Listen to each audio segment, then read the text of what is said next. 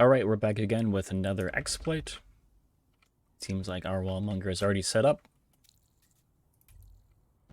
We're gonna place a ramp here, a second ramp.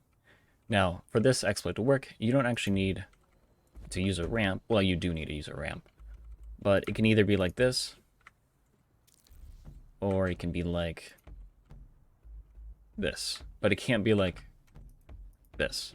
This doesn't work. I found that ramp is probably the most effective.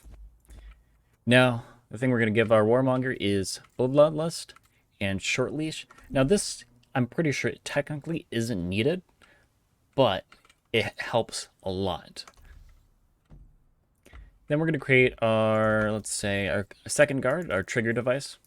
Let's do an Enforcer, and we're going to give him, pop him over here, give him Short Leash also, and then some optics.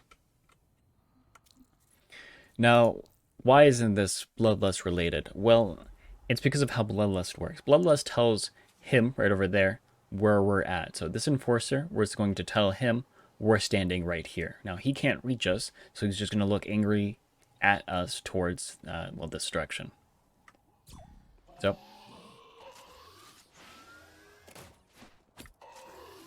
However, what becomes unique is that if we stand here, he can kill us. That shouldn't be happening, because Bloodlust should only tell him that we're standing here. If we remove him, he can actually still target us. So that tells us something interesting on how combat works. We know that there's two states a guard can be in. They can be in normal mode, so they can path regularly, like as a player can set them. So we can walk them over here, we can walk them over here, and we can have them take an unusual movement stance or whatever. And then there's combat mode. So like a regular normal mode, as we've said before, they won't be able to pass through this block if we have Masquerade. But combat can pass through this block. Or, what is it? Combat mode will allow you to use the adrenaline converter. So they'll be able to move faster than they would in normal mode. So there's these two different states. And so if we hypothetically remove Bloodlust and trigger him so that he looks in this direction anyways, it should still work. So we can activate him. We can even kill him. We're gonna have him say, hey, we're over here. He can't attack us though.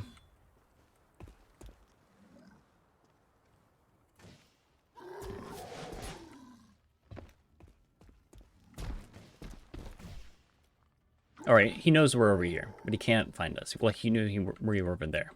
If we get close, he can still trigger. So, while it's not a necessary component for the exploit to work, it is a useful and effective component to have Bloodlust.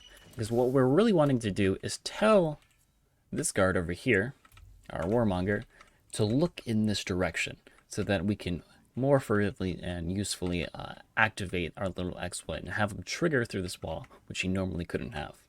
Then we have this guard over here telling him where the location is. He could die. He could die instantly because of how Bloodlust works.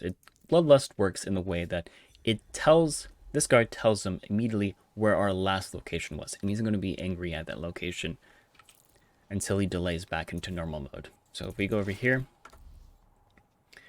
we activate it, he's going to be triggered in this direction. He's going to continue looking at it. And then, if we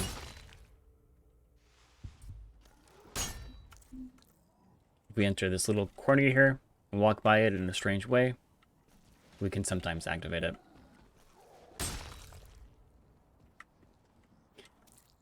So how can we use this? Well, I can think of a pretty good way we can use it.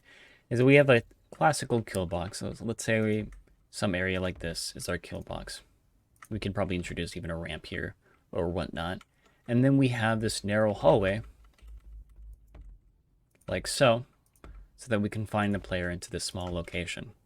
We could place additional Warmongers so that we have an increased chance of triggering them and then triggering them through the wall again. But again, all of these guys are likely to have either Bloodlust and Short Leash, or if you're just being cheap, you could have them just have Bloodlust and then give them some ramps so they don't run away. So we go like this, then test from here.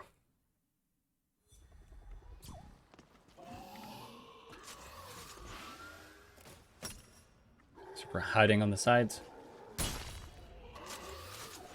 We could have this random Wallmonger come out of nowhere and kill the player. And that's it. That's it for the exploit. It's pretty simple. Not much to it.